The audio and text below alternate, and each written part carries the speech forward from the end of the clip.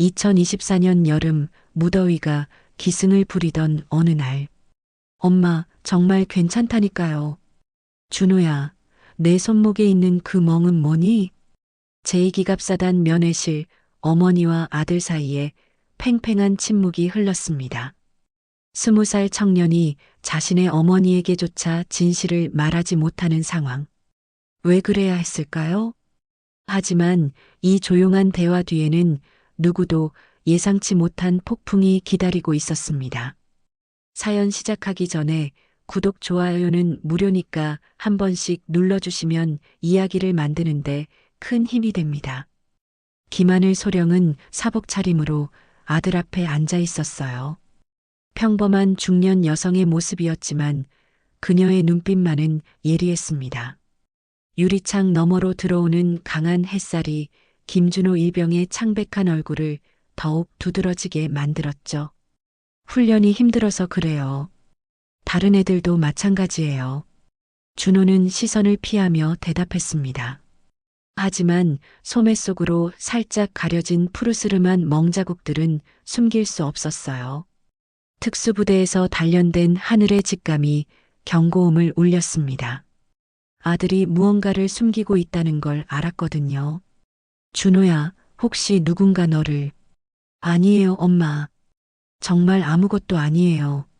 준호의 급한 부인이 오히려 하늘의 의심을 확신으로 바꿨습니다. 준호야, 엄마한테는 솔직하게 말해도 돼. 혹시 선임들이... 엄마, 진짜 괜찮아요. 그냥 군대 생활이 생각보다 힘들어서 그래요. 준호는 고개를 떨구며 손가락을 꼼지락거렸습니다. 하늘은 그런 아들의 모습이 어린 시절 거짓말할 때와 똑같다는 걸 알았어요. 면회 시간이 끝나갈 무렵 준호가 마지못해 입을 열었습니다. 엄마, 혹시 부대에 전화하거나 그러지는 마세요. 더 힘들어질 수도 있어요. 그 순간 하늘의 마음에 차가운 분노가 피어올랐습니다. 더 힘들어질 수도 있다는 말이 무엇을 의미하는지 그녀는 너무나 잘 알고 있었거든요. 준호야, 구체적으로 뭐가 힘든 거야? 엄마가 도와줄 수 있는 일이면. 아무것도 하지 마세요, 제발. 그냥 조금만 더 참으면 될 것 같아요. 준호의 목소리에는 절망감이 묻어났습니다. 면회를 마치고 부대 밖으로 나온 하늘은 휴대폰을 꺼냈어요. 특수부대 시절 동료였던 박중령에게 전화를 걸었습니다. 중령님, 저 김하늘입니다. 급한 일이 있어서 연락드려요. 하늘아, 무슨 일이야? 목소리가 평소와 다른데?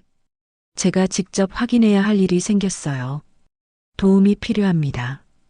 그녀의 목소리는 차분했지만 단호했습니다. 이미 마음속으로 계획을 세우고 있었어요. 며칠 후 익명의 이메일 한 통이 하늘의 개인 메일함에 도착했습니다. 제목은 제2기갑사단 현실이었죠. 김준호 일병 어머니께 더 이상 보고만 있을 수 없어 이렇게 연락드립니다. 메일 내용을 읽는 하늘의 표정은 점점 굳어갔어요. 정민석 병장과 일부 선임병들이 신병들에게 가하는 폭언과 폭행, 그리고 그것을 방치하는 간부들의 모습이 생생하게 기록되어 있었습니다. 규정 위반 얼차려가 일상적으로 이루어지고 있으며 특히 김준호 일병은 집중적인 괴롭힘의 대상이 되고 있습니다. 하늘의 손이 떨렸습니다. 이런 일이 지금도 벌어지고 있다니. 그녀는 이를 악물었습니다. 특수부대 시절 그녀는 불가능한 임무를 수행하는 것으로 유명했어요. 적진 깊숙이 침투해 인지를 구출하고 테러리스트들과 맞서 싸웠죠. 하지만 지금은 다른 문제였습니다. 자신의 아들이 고통받고 있었고 그것도 그녀가 평생 몸담아온 군대에서 말이에요. 준호야, 엄마가 반드시 해결해 줄게. 그녀는 창밖을 바라보며 다짐했습니다. 이번에는 어머니로서가 아니라 군인으로서 이 문제를 해결할 거라고요. 하지만 그녀는 아직 몰랐습니다. 이 사건 뒤에 숨어 있는 더 큰 진실을. 그리고 자신이 곧 상상도 못한 선택의 기로에 서게 될 거라는 사실을 말이에요. 일주일 후 김하늘은 다시 제2기갑사단을 찾았습니다. 이번에는 평범한 어머니가 아닌 철저히 계획된 임무를 수행하는 군인의 모습이었어요. 면회 신청이요. 위병소 앞에 선 하늘의 목소리는 차분했습니다. 베이지색 블라우스에 검은색 바지, 머리는 단정하게 묶었죠. 누가 봐도 평범한 중년 여성이었어요. 어느 분 면회세요? 당직병이 졸린 눈을 비비며 물었습니다. 김준호 일병이요. 어머니입니다. 하늘은 신분증을 내밀며 주변을 살폈어요. 부대의 첫인상부터 마음에 들지 않았습니다. 철조망은 녹슬어 있었고 건물 페인트는 여기저기 벗겨져 있었죠. 아, 김준호 일병 어머님이세요? 잠시만요. 당직병은 명단을 확인하며 무심코 말했습니다. 요즘 김준호 일병이 좀 힘들어하는 것 같던데. 아, 죄송합니다. 제가 괜한 말을. 괜찮아요. 어떻게 힘들어해요? 하늘의 눈빛이 순간 날카로워졌지만 목소리는 여전히 부드러웠어요. 그냥 적응이 좀 어려운 것 같아요. 신병들이 다 그렇잖아요. 당직병은 어색하게 웃으며 말을 흐렸습니다. 하지만 하늘은 그의 표정에서 뭔가 더 있다는 걸 느꼈어요. 면회실로 향하는 길, 하늘은 부대 곳곳을 관찰했습니다. 병사들의 복장은 단정했지만 표정이 어두웠어요. 특히 신병으로 보이는 몇몇은 움츠러든 모습이었죠. 하늘아. 뒤에서 낮은 목소리가 들렸습니다. 박중령이었어요. 그는 사복 차림이었지만 군인 특유의 반듯한 자세를 유지하고 있었습니다. 중령님, 고생 많으세요. 준비는 다 됐어. 오늘 오후에 부대 내부를 둘러볼 수 있을 거야. 박중령은 주변을 살피며 조용히 말했습니다. 박철수 대위한테는 연락했어? 응. 하지만 다른 간부들은 내가 누군지 모르게 했어. 특히 정민석 병장은 절대 모르게. 하늘은 고개를 끄덕였어요. 정민석 병장, 익명의 제보자가 지목한 핵심 인물이었죠. 면회실에 도착한 하늘은 준호를 기다렸습니다. 잠시 후 문이 열리며 아들이 들어왔어요. 지난주보다 더 야윈 모습이었습니다. 엄마, 또 오셨어요? 응, 보고 싶어서. 많이 힘들어? 하늘은 최대한 자연스럽게 물었습니다. 준호는 잠시 망설이다 작게 고개를 끄덕였어요. 좀. 정민석 병장님이 저한테만 유독 엄하세요. 어떻게? 별것 아니에요. 그냥 군대니까. 준호의 목소리가 점점 작아졌습니다. 하늘은 아들의 손을 살짝 잡았어요. 손목의 멍자국이 더 늘어났다는 걸 확인했죠. 준호야, 엄마한테 솔직히 말해봐. 무슨 일이 있는 거지? 엄마. 준호의 눈에 눈물이 고였습니다. 정민석 병장님이 제가 뭘 해도 트집을 잡으세요. 그리고 다른 선임들도 따라서. 저만 그런 게 아니에요. 다른 신병들도 마찬가지예요. 하늘의 손이 떨렸습니다. 하지만 그녀는 감정을 억누르고 차분하게 물었어요. 간부들은 뭐라고 해? 박철수 대위님은 좋은 분이세요. 하지만 정민석 병장님한테는 뭘 못하시는 것 같아요. 그 순간 하늘은 모든 걸 이해했습니다. 부조리한 권력 구조, 방치되는 폭력, 그리고 무력한 리더십. 면회가 끝난 후 하늘은 박중령과 함께 부대 내부로 들어갔어요. 박철수 대위가 조심스럽게 그들을 맞았습니다. 소령님, 정말 죄송합니다. 제가 제대로 관리하지 못해서. 대위님, 일단 현재 상황부터 파악해 봅시다. 하늘의 목소리는 냉정했습니다. 그녀는 이미 작전 모드로 전환된 상태였어요. 정민석 병장은 지금 어디 있나요? 훈련장에서 신병 교육 보조 중입니다. 좋아요. 직접 보겠어요. 훈련장으로 향하는 길, 하늘은 부대의 분위기를 더 자세히 관찰했습니다. 병사들 사이에서 느껴지는 긴장감, 움츠러든 신병들의 모습, 그리고 고참들의 거만한 태도. 저기요. 갑자기 거친 목소리가 들렸습니다. 정민석 병장이었어요. 그는 하늘을 보며 퉁명스럽게 말했습니다. 여기 민간인 출입구역 아닌데요? 면회는 면회실에서 해야죠. 하늘은 그를 차분히 바라봤습니다. 건장한 체격의 거친 인상, 그리고 오만한 태도. 제보 내용과 정확히 일치했어요. 죄송해요. 길을 잘못 들었나 봐요. 박 대위님도 뭐 하세요? 민간인 관리도 제대로 안 하고. 정민석 병장은 박철수 대위에게까지 반말로 말했습니다. 명백한 하극상이었죠. 그 순간 하늘의 눈빛이 차갑게 변했습니다. 하지만 그녀는 아직 정체를 드러낼 때가 아니라는 걸 알았어요. 알겠습니다. 돌아가겠어요. 하늘은 고개를 숙이며 물러났습니다. 하지만 그녀의 마음속에는 이미 계획이 세워지고 있었어요.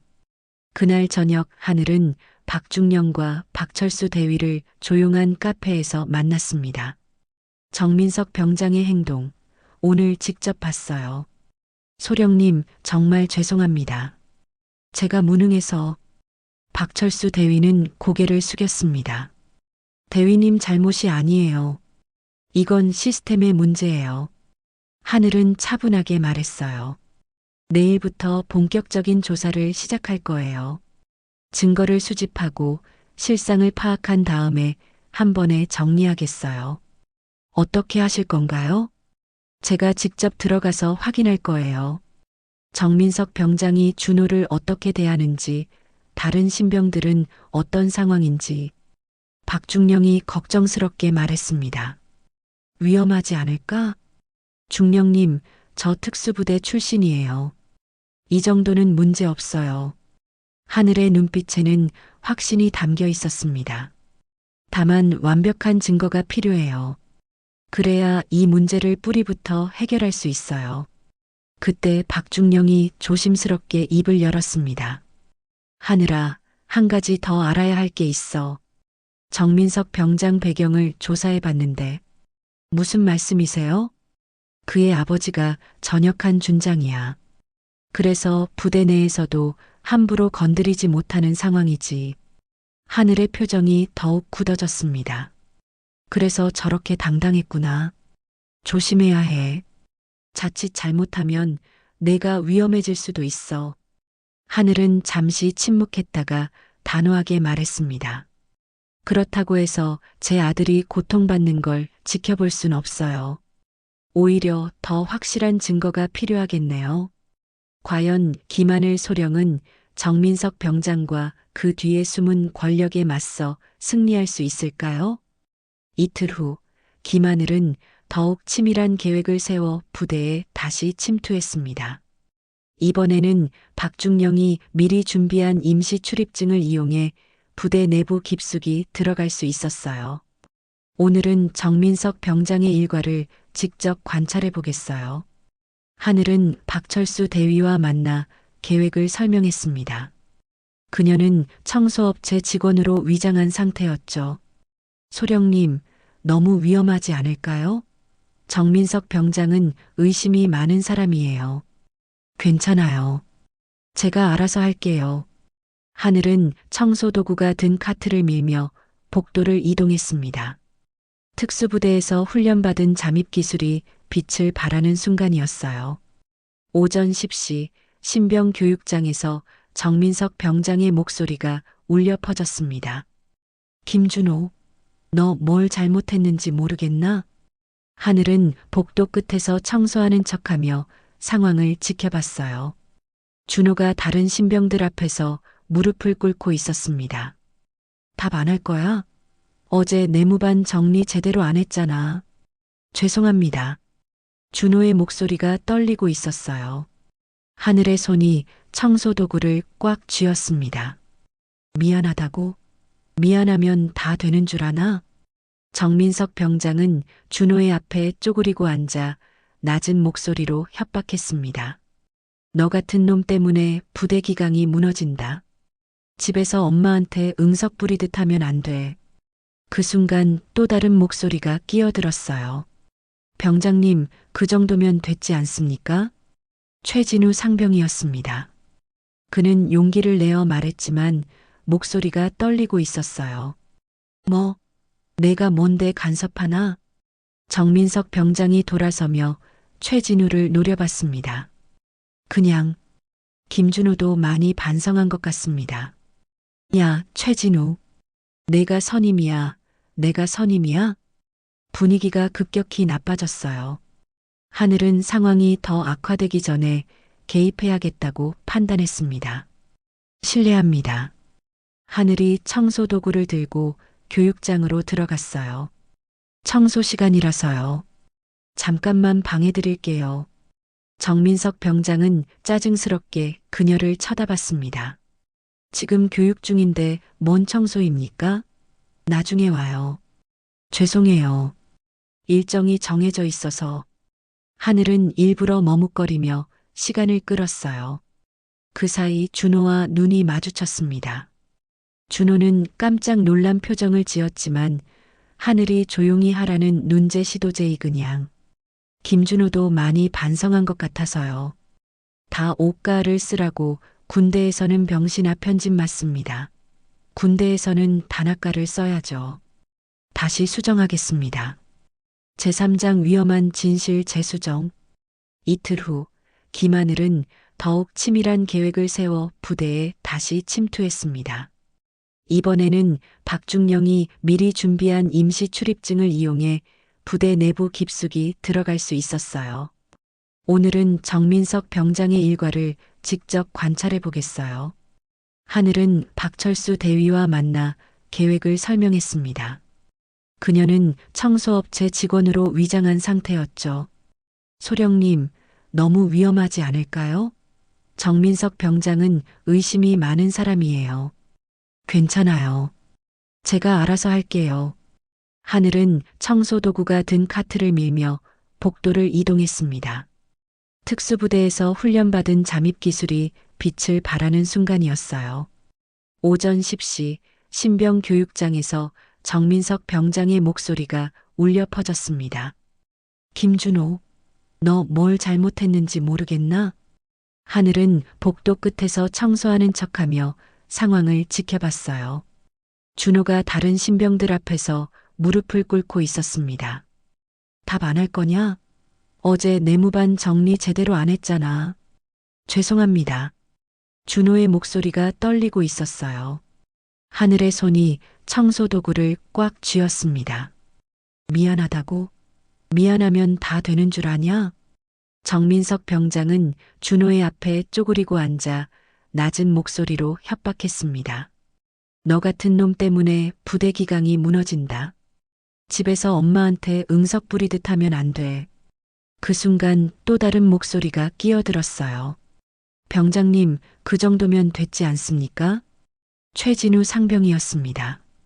그는 용기를 내어 말했지만 목소리가 떨리고 있었어요. 뭐, 내가 뭔데 간섭하냐? 정민석 병장이 돌아서며 최진우를 노려봤습니다. 그냥 김준호도 많이 반성한 것 같습니다만. 야, 최진우. 내가 선임이냐? 내가 선임이냐? 분위기가 급격히 나빠졌어요. 하늘은 상황이 더 악화되기 전에 개입해야겠다고 판단했습니다. 실례합니다. 하늘이 청소 도구를 들고 교육장으로 들어갔어요. 청소 시간이라서요. 잠깐만 방해드릴게요. 정민석 병장은 짜증스럽게 그녀를 쳐다봤습니다. 지금 교육 중인데 뭔 청소입니까? 나중에 와요. 죄송해요. 일정이 정해져 있어서. 하늘은 일부러 머뭇거리며 시간을 끌었어요. 그 사이 준호와 눈이 마주쳤습니다. 준호는 깜짝 놀란 표정을 지었지만 하늘이 조용히 하라는 눈빛을 보내자 입을 다물었어요. 아줌마, 빨리 나가세요. 시간 낭비하지 말고. 정민석 병장의 말투가 점점 거칠어졌습니다. 하늘은 그의 모든 언행을 기억하고 있었어요. 청소를 마치고 나온 하늘은 복도에서 박철수 대위를 만났습니다. 소령님, 어떠셨어요? 예상보다 심각해요. 단순한 얼차려 수준이 아니라 조직적인 괴롭힘이에요. 하늘의 목소리는 차가웠습니다. 그리고 최진우 상병, 그 친구 괜찮은 것 같은데 혹시 더 자세히 알 수 있을까요? 아, 최진우요? 착한 친구예요. 신병들을 잘 챙기는 편이죠. 정민석 병장과는 어떤 관계예요? 최진우가 가끔 정민석 병장의 방식에 반대 의견을 내는 편이에요. 그래서 자주 마찰이 있어요. 하늘은 고개를 끄덕였어요. 최진우가 중요한 증인이 될 수 있겠다고 생각했습니다. 오후 2시, 하늘은 다시 한번 부대 내부를 둘러봤어요. 이번에는 병사들의 생활관을 관찰했습니다. 김준호, 이리 와봐. 정민석 병장의 목소리가 생활관에서 들려왔어요. 하늘은 창문 밖에서 조심스럽게 상황을 지켜봤습니다. 네, 병장님. 너 오늘 점심시간에 뭐 했냐? 식사하고 잠깐 쉬었습니다. 쉬었다고? 신병이 무슨 휴식이냐? 이거나 정리해라. 정민석 병장은 준호에게 다른 병사들의 침구까지 정리하라고 지시했어요. 명백한 부당한 지시였죠. 그때 생활관 문이 열리며 최진우가 들어왔습니다. 병장님, 준호는 이미 자기 것뿐만 아니라 다른 침대까지 정리했는데요. 뭐, 내가 언제부터 김준호 변호사가 됐냐? 그런 게 아닙니다만. 최진우, 너도 같이 정리해라. 둘 다 오늘 저녁까지 생활관 전체 청소다. 하늘은 더 이상 참을 수 없었어요. 하지만 아직 결정적인 증거가 더 필요했습니다. 저녁 7시, 하늘은 박중령과 몰래 만났어요. 중령님, 오늘 본 것만으로도 충분한 증거예요. 하지만 더 확실한 걸 잡고 싶어요. 뭘 더 확인하려고? 정민석 병장의 배경이요. 왜 이렇게 행동하는지, 누가 뒤에서 봐주는지 알아야 해요. 박중령이 자료를 꺼냈습니다. 내가 미리 조사해봤어. 정민석 병장은 작년에 다른 부대에서 옮겨왔는데 거기서도 비슷한 문제를 일으켰다고 해. 그런데 왜 처벌받지 않았죠? 상부에 연줄이 있어. 그의 아버지가 전역한 준장이거든. 하늘의 눈빛이 더욱 날카로워졌어요. 그래서 자신 있게 굴었구나. 하늘아, 이거 함부로 건드렸다가는 내가 위험할 수도 있어. 중령님, 저 특수부대에서 뭘 배웠는지 아시잖아요. 이런 걸로 물러설 순 없어요. 그 순간 하늘의 휴대폰이 울렸어요.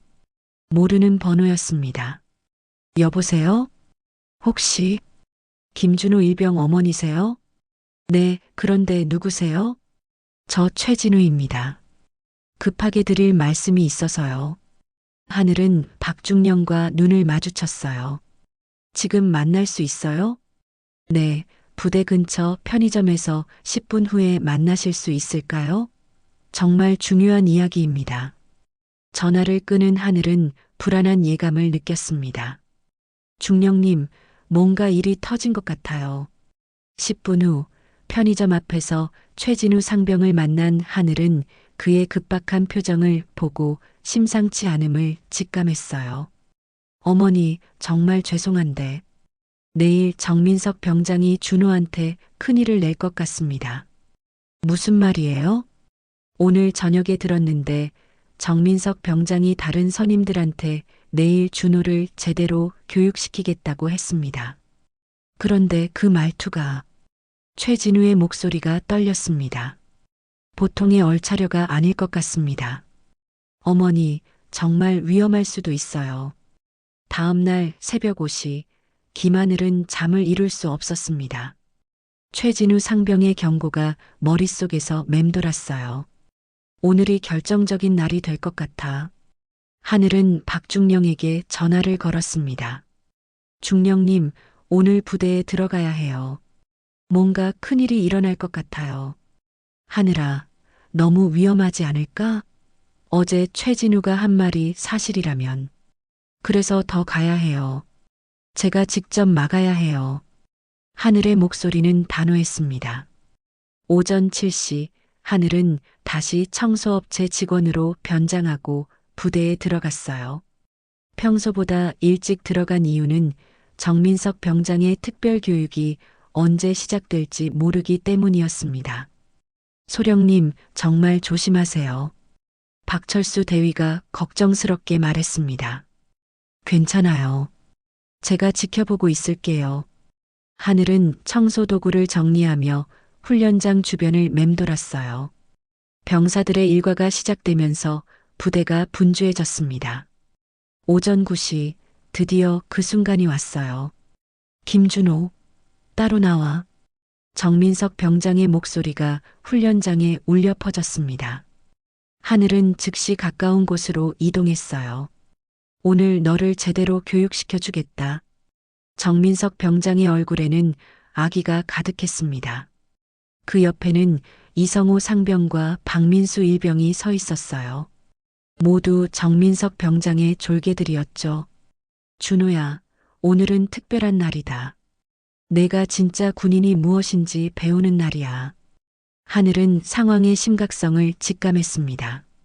이건 단순한 얼차려가 아니었어요. 네, 병장님.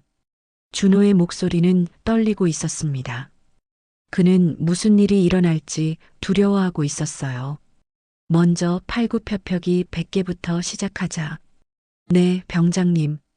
준호가 팔굽혀펴기를 시작했지만 정민석 병장은 계속 트집을 잡았어요. 야, 제대로 안 하냐? 다시 처음부터. 자세가 엉망이다. 처음부터. 준호는 이미 땀에 흠뻑 젖어 있었지만 계속해야 했습니다. 하늘은 주먹을 꽉 쥐며 지켜봤어요. 30분이 지났을 때 준호는 거의 탈진 상태였습니다. 이제 진짜 교육을 시작하자. 정민석 병장이 불길한 미소를 지었어요. 이성호, 박민수, 준호를 창고로 데려가라. 창고. 하늘의 심장이 빨리 뛰기 시작했어요. 창고는 다른 사람들 눈에 띄지 않는 곳이었습니다. 네, 병장님. 이성우와 박민수가 휘청거리는 준호를 부축해서 창고로 끌고 갔어요.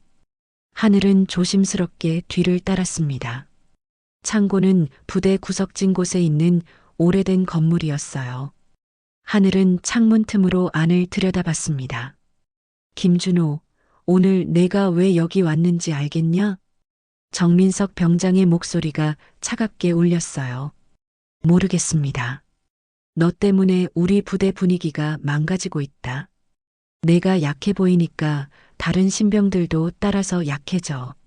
하늘은 상황이 급속도로 악화되고 있음을 느꼈어요. 그래서 오늘 너를 확실히 교육시켜 주겠다. 정민석 병장이 손에 뭔가를 들었어요. 하늘이 자세히 보니 작은 몽둥이였습니다. 아니다. 하늘은 더 이상 참을 수 없었어요. 하지만 지금 나타나면 상황이 더 복잡해질 수 있었습니다. 그때 갑자기 창고 문이 열렸어요. 병장님, 이러시면 안 됩니다. 최진우 상병이 들어왔습니다. 그는 용기를 내어 막아서고 있었어요. 뭐? 최진우, 내가 왜 여기 있냐? 병장님, 이건 너무 심합니다. 그만하세요. 야, 최진우. 내가 뭔데 나한테 명령하냐? 정민석 병장이 화를 내며 최진우를 밀쳤어요. 최진우는 벽에 부딪혔지만 다시 일어났습니다. 병장님, 이러시면 큰일 납니다. 제발 그만하세요. 닥쳐. 이성우, 최진우도 같이 교육시켜라. 상황이 더욱 악화되었어요. 이제 준호뿐만 아니라 최진우까지 위험해졌습니다. 하늘은 더 이상 기다릴 수 없었어요. 그녀는 청소 도구를 내려놓고 창고로 향했습니다. 그만하세요. 하늘이 창고 문을 벌컥 열며 들어갔어요. 모든 시선이 그녀에게 집중되었습니다. 아줌마, 여기서 뭐 하세요? 정민석 병장이 당황하며 몽둥이를 숨겼어요. 청소하러 왔는데 무슨 일이세요?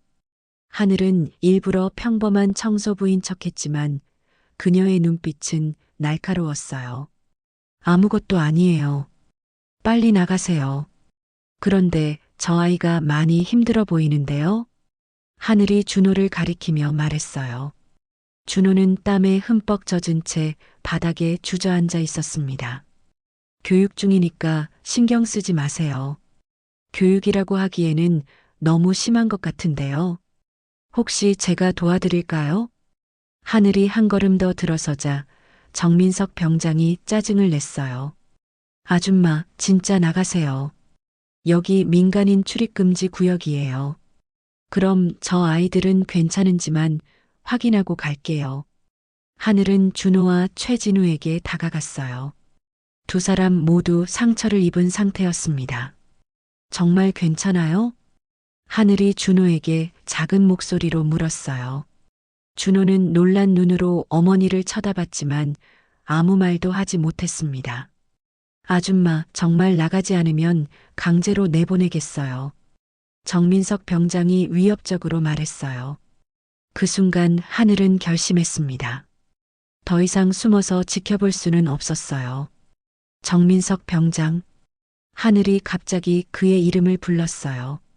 정민석 병장이 깜짝 놀라며 돌아봤습니다. 어떻게 제 이름을? 저는 김하늘입니다. 김준호 일병의 어머니이자. 하늘이 잠시 말을 멈췄어요. 이제 모든 것을 드러낼 때가 왔습니다. 제2기갑사단 작전참모 김하늘 소령입니다. 창고 안이 순식간에 조용해졌어요.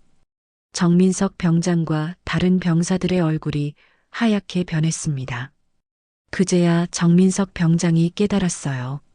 자신이 지금까지 괴롭혀온 신병의 어머니가 바로 자신의 상급자라는 사실을 말이에요. 창고 안이 순식간에 조용해졌어요. 정민석 병장과 다른 병사들의 얼굴이 하얗게 변했습니다. 창고 안의 공기가 얼어붙었습니다. 정민석 병장과 다른 병사들은 믿을 수 없다는 표정으로 하늘을 쳐다봤어요. 소령님? 이성호 상병이 떨리는 목소리로 말했습니다. 박민수 일병은 이미 얼굴이 새하얗게 변해 있었어요. 네, 맞습니다. 제2기갑사단 작전참모 김하늘 소령입니다. 하늘은 차분하지만 위압적인 목소리로 말했어요. 그녀의 눈빛은 이제 완전히 달라져 있었습니다. 평범한 청소부가 아닌 특수부대 출신의 엘리트 장교의 모습이었죠. 그런데 왜? 정민석 병장이 말을 더듬었습니다. 그의 손에서 몽둥이가 떨어져 바닥에 굴렀어요. 왜 제가 여기 있는지 궁금하십니까? 하늘이 한 걸음 더 다가서자 정민석 병장이 뒤로 물러섰습니다. 며칠 전부터 이 부대에 대한 제보를 받았어요. 신병들에 대한 가혹행위, 규정 위반 얼차려, 그리고 간부들의 직무유기에 대해서 말이죠. 하늘의 목소리는 점점 차가워졌어요. 처음에는 믿고 싶지 않았어요. 제가 몸담고 있는 부대에서 그런 일이 벌어진다는 게. 준호는 바닥에 앉은 채로 어머니를 올려다봤습니다. 그의 눈에는 안도감과 놀라움이 뒤섞여 있었어요. 하지만 직접 와서 보니 제보가 사실이었네요. 아니, 제보보다 더 심각했어요. 하늘이 바닥에 떨어진 몽둥이를 주워들었습니다. 이걸로 뭘 하려고 했습니까? 정민석 병장? 그게 아닙니다.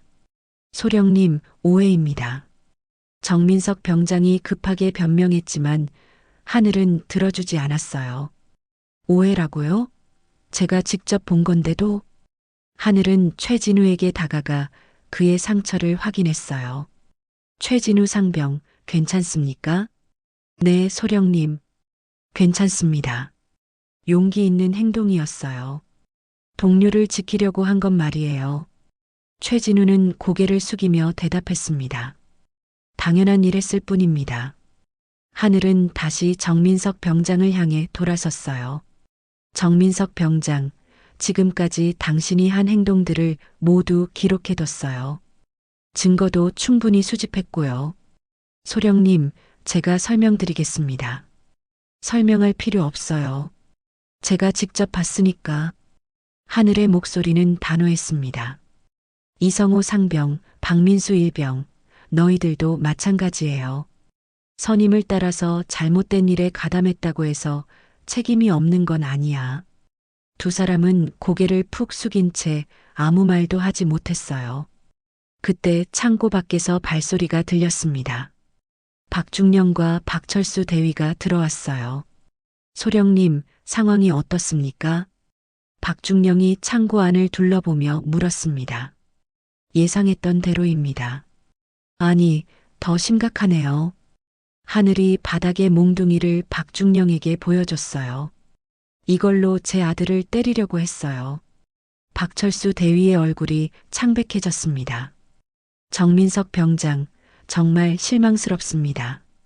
대위님, 저는 변명하지 마세요. 제가 다 봤어요. 박철수 대위도 이제는 단호한 모습이었어요. 하늘은 준호에게 다가가 그를 일으켜 세웠습니다. 준호야, 이제 괜찮아. 엄마. 준호의 목소리가 떨렸어요. 그동안 참았던 감정들이 터져 나오려고 했습니다. 울지 마. 이제 다 끝났어. 하늘이 아들의 어깨를 토닥이며 말했어요. 정민석 병장, 지금부터 당신은 구속됩니다. 박중령이 엄숙하게 선언했습니다.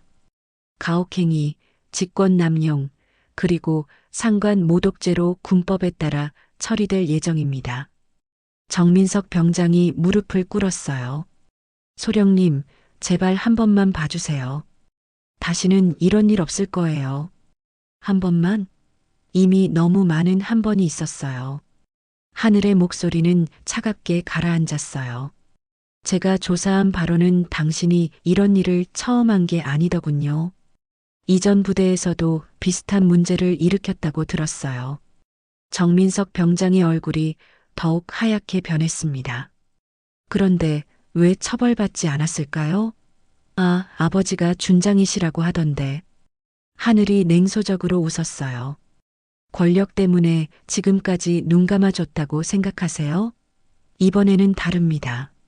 소령님, 제가 특수부대 출신이라는 거 알고 있죠? 거기서 뭘 배웠는지 아세요? 하늘이 정민석 병장에게 다가서며 말했어요. 정의를 실현하는 법을 배웠어요. 그리고 절대 포기하지 않는 법도. 창고 안의 모든 사람들이 하늘의 기세에 압도되었어요. 이성호 상병, 박민수 일병, 너희들은 어떻게 할 건가? 죄송합니다. 정말 죄송합니다. 두 사람이 동시에 고개를 숙였어요. 사과만으로는 안 돼. 앞으로 어떻게 행동할 건지가 중요해. 하늘이 그들을 똑바로 쳐다보며 말했어요. 지금까지 잘못된 일에 가담했다면 이제부터는 올바른 일을 해야지. 네, 소령님. 그때 최진우가 조심스럽게 입을 열었습니다. 소령님, 제가 한 가지 더 말씀드릴 게 있습니다. 뭔가요? 정민석 병장뿐만 아니라 다른 선임들도 비슷한 일을 하고 있어요. 이 문제가 더 클 수도 있습니다. 하늘의 눈빛이 더욱 날카로워졌어요. 그렇다면 전면적인 조사가 필요하겠네요. 박중령이 고개를 끄덕였습니다. 알겠습니다. 즉시 특별조사팀을 구성하겠습니다. 하늘은 마지막으로 정민석 병장을 쳐다봤어요. 정민석 병장, 군인은 약한 사람을 보호하는 존재예요. 괴롭히는 존재가 아니라. 당신은 그걸 잊었어요. 아니, 처음부터 몰랐을 수도 있고. 하늘이 창고 문 쪽으로 향하며 말했어요. 이제 이 부대는 바뀔 거예요. 제가 직접 바꿀 테니까. 사흘 후 제2기갑사단은 완전히 다른 분위기가 되었습니다. 정민석 병장의 구속 소식이 부대 전체에 퍼지면서 모든 병사들이 긴장하고 있었어요. 전 부대원 집합. 박철수 대위의 목소리가 훈련장에 울려 퍼졌습니다. 병사들이 일사불란하게 모였지만 평소와는 다른 긴장감이 감돌았어요. 김하늘 소령이 연단에 올라섰습니다.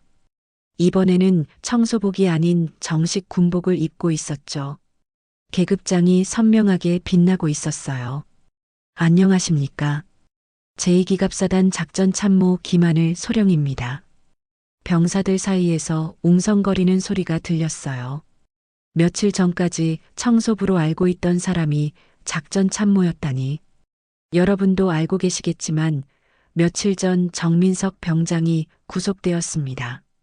하늘의 목소리는 명확하고 단호했어요. 가혹행위, 직권남용, 그리고 여러 규정 위반으로 군법에 따라 처리될 예정입니다. 병사들의 표정이 다양했어요. 안도감을 느끼는 신병들, 불안해하는 일부 선임병들, 그리고 앞으로 무슨 일이 일어날지 궁금해하는 간부지. 하지만 이것은 시작일 뿐입니다. 하늘이 병사들을 천천히 둘러보며 말했어요. 앞으로 이 부대에서는 어떤 형태의 가혹행위도 용납하지 않을 것입니다. 규정에 어긋나는 얼차려, 폭언, 폭행 모두 엄격히 처벌할 것입니다. 김민재 일병이 조심스럽게 손을 들었어요. 소령님, 질문이 있습니다. 말하세요. 그럼 앞으로는 선후임 관계가 어떻게 되는 건가요? 좋은 질문이었어요. 하늘은 미소를 지으며 대답했습니다. 선후임 관계는 계속 유지됩니다. 하지만 그것이 괴롭힘의 핑계가 되어서는 안 돼요. 하늘이 병사들에게 다가가며 말을 이어갔어요. 진짜 선임은 후임을 괴롭히는 사람이 아니라 보호하고 가르치는 사람입니다. 그 말에 최진우 상병이 고개를 끄덕였어요. 그는 며칠 전 창고에서 준호를 보호하려다 다친 상처가 아직 남아 있었습니다. 최진우 상병, 앞으로 나와주세요. 최진우가 놀란 표정으로 앞으로 나왔어요. 최진우 상병은 며칠 전 동료를 보호하기 위해 용기 있는 행동을 했습니다. 하늘이 최진우를 바라보며 말했어요. 이런 사람이 진짜 선임입니다. 후임을 괴롭히는 게 아니라 지키려고 하는 사람 말이에요. 박수 소리가 훈련장에 울려 퍼졌어요. 병사들이 최진우에게 박수를 보내고 있었습니다. 앞으로 이 부대에서는 최진우 상병 같은 사람들이 인정받을 것입니다. 최진우는 부끄러워하며 제자리로 돌아갔어요. 하늘은 다시 연단으로 돌아가 준비해온 서류를 꺼냈습니다. 오늘부터 새로운 규정을 시행합니다. 첫 번째, 모든 형태의 가혹행위 금지. 두 번째, 신고 체계 개선. 세 번째, 정기적인 상담 프로그램 운영. 그리고 가장 중요한 것은 하늘이 잠시 말을 멈추고 병사들을 바라봤어요. 여러분 모두가 이 부대의 주인이라는 것입니다. 계급이 낮다고 해서 존중받지 못할 이유는 없어요. 김준호 일병이 어머니를 바라보며 작은 미소를 지었어요. 며칠 전까지만 해도 절망적이었던 군 생활이 이제는 희망적으로 느껴졌습니다. 혹시 질문이나 건의사항이 있으면 언제든 말하세요. 한 신병이 조심스럽게 손을 들었어요. 소령님, 정말 신고해도 불이익이 없을까요? 물론입니다. 오히려 부당한 일을 신고하는 것이 용기 있는 행동이에요. 하늘의 확신에 찬 대답에 병사들의 표정이 밝아졌어요. 그때 박중령이 다가와 하늘에게 속삭였습니다. 하늘아, 상부에서 연락이 왔어. 정민석 병장 아버지가 항해 전화를 했대. 하늘의 표정이 굳어졌어요. 예상했던 일이네요. 어떻게 할 거야? 원칙대로 하겠어요. 권력 때문에 정의를 포기할 순 없어요.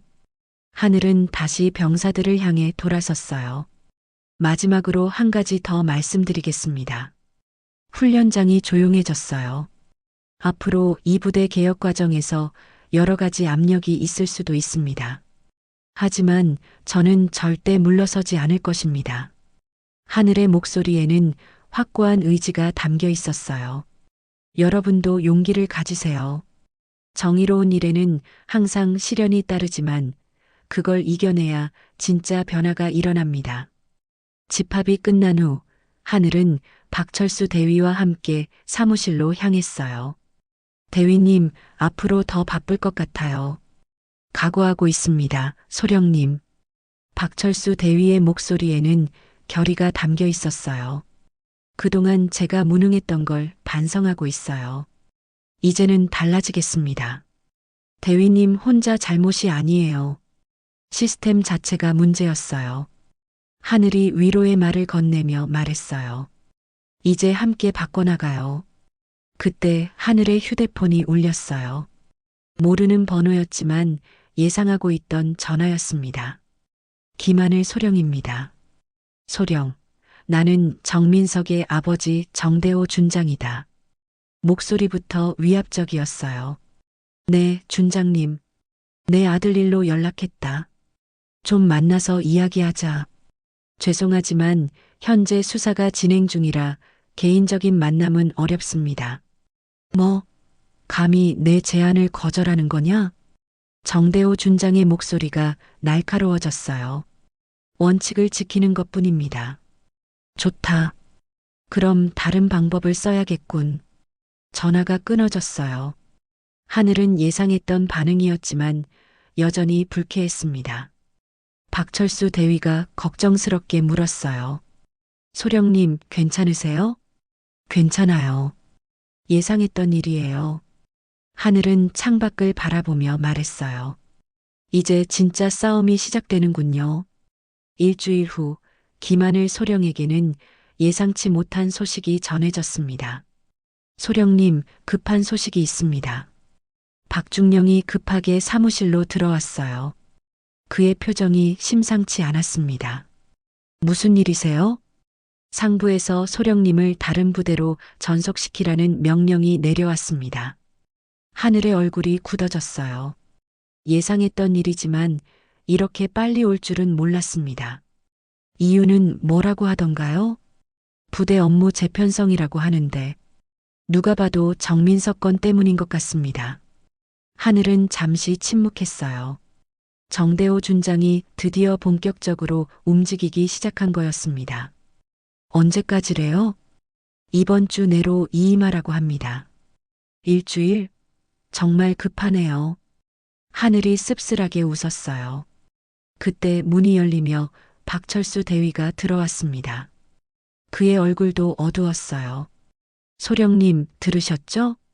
네, 들었어요. 이건 너무 부당합니다. 소령님이 부대 개혁을 시작하자마자 이런 명령이라니. 박철수 대위의 목소리에는 분노가 섞여 있었어요. 대위님, 화내지 마세요. 이런 일도 있는 거예요. 하지만 소령님이 가시면 부대는 어떻게 됩니까? 다시 예전으로 돌아가는 건 아닐까요? 하늘은 잠시 생각에 잠겼어요. 정말 중요한 문제였습니다. 그러면 안 되겠죠. 하늘이 결심한 듯 말했어요. 제가 가기 전에 확실한 시스템을 만들어 놔야겠어요. 어떤 시스템 말씀이세요? 제가 없어도 부대 개혁이 계속될 수 있는 시스템 말이에요. 하늘은 즉시 행동에 나섰습니다.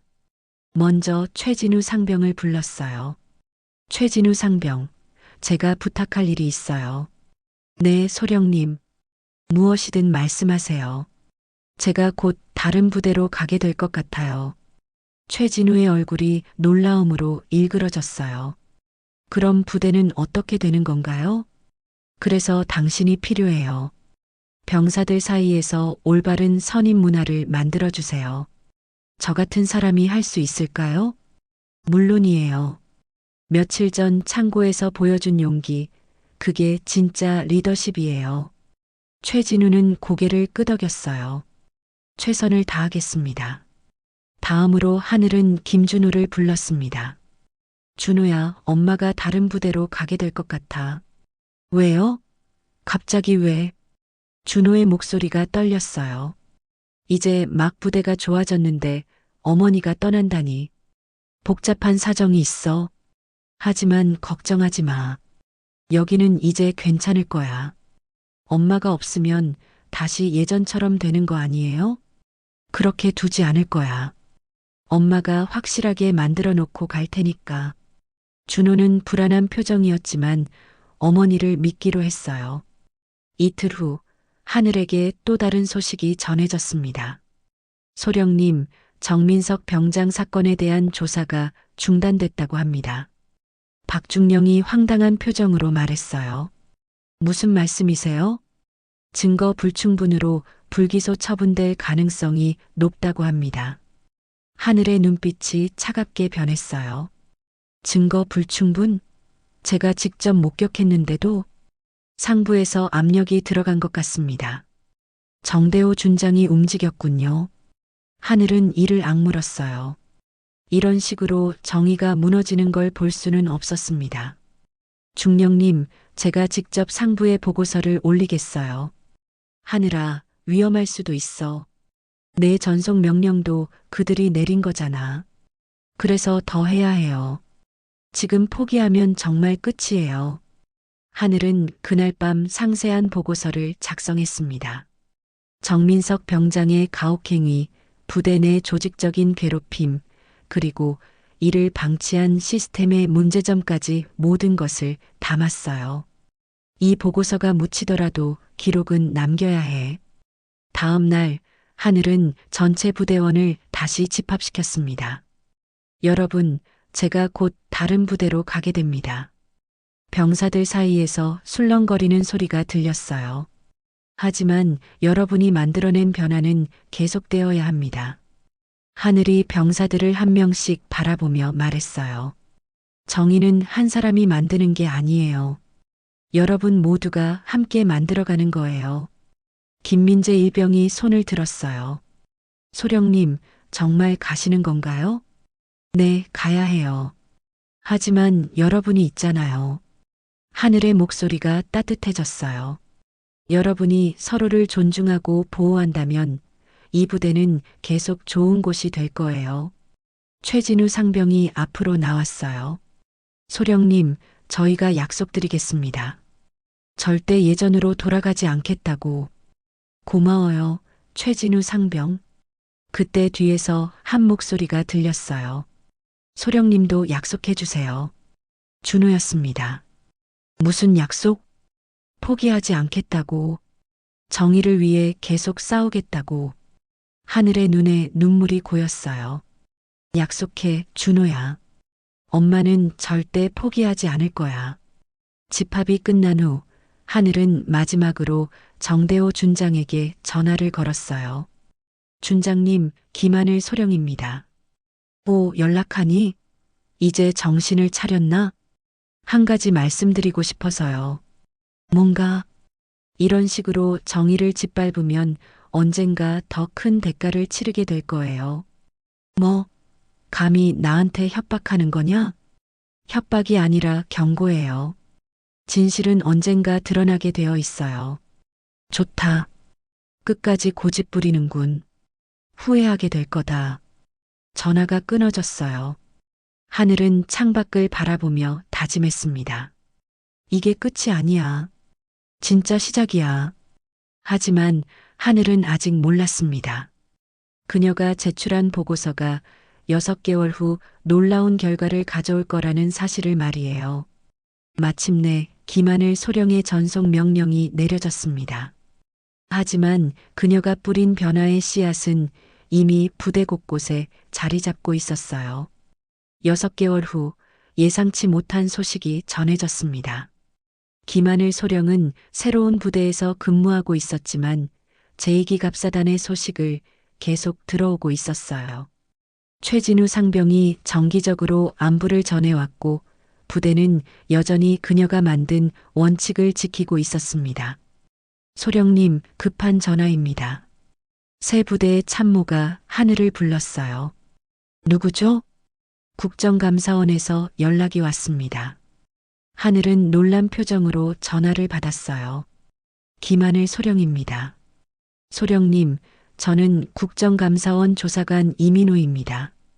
6개월 전 소령님이 제출하신 보고서 건으로 연락드렸습니다. 하늘의 심장이 빨리 뛰기 시작했어요. 그때 제출했던 보고서가 묻혔다고 생각했는데 무슨 말씀이신지요? 현재 군 내 가혹행위와 권력 남용에 대한 대규모 조사가 진행 중입니다. 소령님의 보고서가 중요한 단서가 되었어요. 정말인가요? 네, 소령님께서 제출하신 증거 자료들이 매우 구체적이고 신빙성이 높았습니다. 혹시 추가 증언이 가능하신지요? 하늘은 잠시 말을 잇지 못했어요. 포기하지 않았던 것이 결국 결실을 맺고 있었습니다. 물론입니다. 언제든 협조하겠습니다. 일주일 후 놀라운 소식이 연달아 전해졌어요. 정대호 준장이 직권 남용과 수사방해 혐의로 조사를 받게 되었고 정민석 병장의 사건도 재수사에 들어갔습니다. 더 나아가 여러 부대에서 비슷한 사건들이 추가로 발견되었어요. 소령님, 제2기갑사단에서 연락이 왔습니다. 박중령이 하늘에게 전화를 걸어왔어요. 무슨 일이세요? 준호가 모범병사로 선발됐어. 그리고 최진우는 부사관 후보생에 지원한다고 해. 하늘의 얼굴에 미소가 번졌어요. 정말 좋은 소식이네요. 그리고 또 하나, 박철수 대위가 중대장 모범 사례로 상급 부대에 보고됐어. 부대 관리를 정말 잘하고 있다고. 다들 잘하고 있구나. 하늘은 뿌듯함을 느꼈어요. 자신이 떠난 후에도 모든 사람들이 성장하고 있었습니다. 한 달 후, 하늘에게 공식적인 소환장이 도착했어요. 국정감사 증인으로 출석하라는 내용이었습니다. 국정감사장에 들어선 하늘은 긴장했지만 당당했어요. 방청석에는 많은 기자들과 시민들이 있었습니다. 김하늘 소령, 증인석에 나와 주십시오. 하늘이 증인석에 앉자 질문이 시작되었어요. 소령님께서는 6개월 전 제2기갑사단에서 어떤 일을 목격하셨습니까? 저는 제 아들이 부당한 대우를 받고 있다는 제보를 받고 직접 조사에 나섰습니다. 하늘은 차분하고 명확하게 증언했어요. 그 과정에서 정민석 병장의 조직적인 가혹행위를 직접 목격했고 이를 막으려는 다른 병사들까지 폭행하는 것을 봤습니다. 그때 정민석 병장이 사용한 도구는 무엇이었습니까? 나무 몽둥이였습니다. 신병들을 때리려고 했어요. 방청석에서 술렁거리는 소리가 들렸어요. 그런 심각한 상황에서 왜 즉시 신고하지 않고 직접 조사하셨습니까? 신고만으로는 근본적인 해결이 어렵다고 판단했습니다. 시스템 자체의 문제를 파악하고 싶었어요. 그 결과는 어떠했습니까? 예상보다 훨씬 심각했습니다. 개인의 일탈이 아니라 조직적인 문제였어요.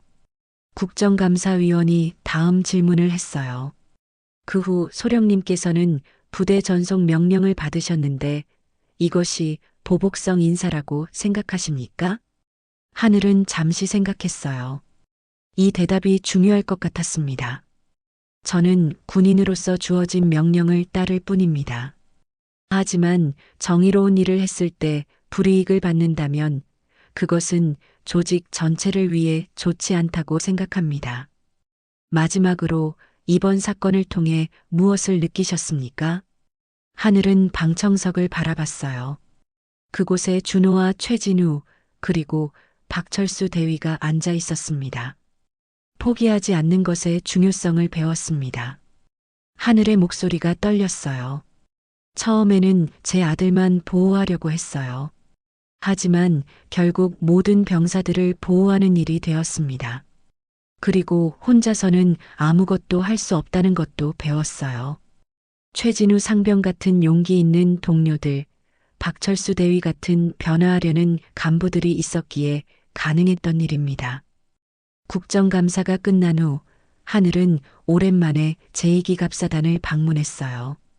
어머니, 준호가 달려와 하늘을 안았습니다. 예전보다 훨씬 건강하고 밝은 모습이었어요. 준호야, 많이 달라졌구나. 네, 이제 정말 군대가 좋아요. 동료들도 좋고 선임들도 좋고. 최진우가 다가와 격려했어요. 소령님, 오랜만입니다. 최진우 상병, 아니, 이제 부사관 후보생이라고 해야겠네요. 소령님 덕분입니다. 용기를 내는 법을 배웠어요. 박철수 대위도 다가왔어요. 소령님, 정말 감사합니다. 소령님이 보여주신 리더십을 배우려고 노력하고 있어요. 대위님이 잘하고 계셔서 제가 오히려 감사해요. 하늘은 부대를 둘러봤어요. 병사들의 표정이 밝았고 분위기도 활기찼습니다. 정말 많이 변했네요. 그날 저녁 하늘은 가족과 함께 식사를 했어요. 준호가 말했습니다. 엄마, 처음에는 왜 저를 직접 도와주지 않고 돌아서 갔는지 이해 못했어요. 이제는 알겠나? 네, 엄마가 저만 도와준 게 아니라 모든 사람을 도와준 거였어요. 그리고 근본적인 문제를 해결해 준 거고요. 하늘은 아들이 성장한 모습을 보며 뿌듯했어요. 며칠 후 최종 조사 결과가 발표되었습니다. 정민석 병장은 징역 2년을 선고받았고 정대호 준장은 직위 해제되었어요. 더 중요한 것은 군 전체에 새로운 가혹행위 방지 시스템이 도입된다는 것이었습니다. 소령님, 축하드립니다. 박중령이 하늘에게 축하 인사를 건넸어요. 뭘 축하해요? 소령님의 용기로 군 전체가 바뀌게 됐잖아요. 저 혼자 한 일이 아니에요. 모두가 함께 한 거죠. 하늘은 창밖을 바라보며 미소를 지었어요. 이제 정말 시작이에요. 앞으로 더 많은 사람들이 용기를 낼 거예요. 그날 밤 하늘은 일기를 썼어요. 오늘로 긴 싸움이 끝났다. 아니, 새로운 시작이다. 준호를 보호하려던 어머니의 마음에서 시작된 일이 이렇게 큰 변화를 만들어낼 줄 몰랐다. 앞으로도 정의를 위해, 약한 사람들을 보호하기 위해 계속 싸워나갈 것이다. 6개월 전 면회실에서 시작된 작은 의심이 결국 군 전체를 바꾸는 큰 변화가 되었습니다. 김하늘 소령은 증명했어요. 포기하지 않는 한 사람의 용기가 세상을 바꿀 수 있다는 것을 말이에요. 여러분은 이 이야기를 어떻게 생각하시나요? 김하늘 소령처럼 용기 있는 선택을 할 수 있을까요? 댓글로 여러분의 생각을 들려주세요. 그리고 이런 감동적인 이야기가 더 필요하시다면 구독과 좋아요 부탁드립니다.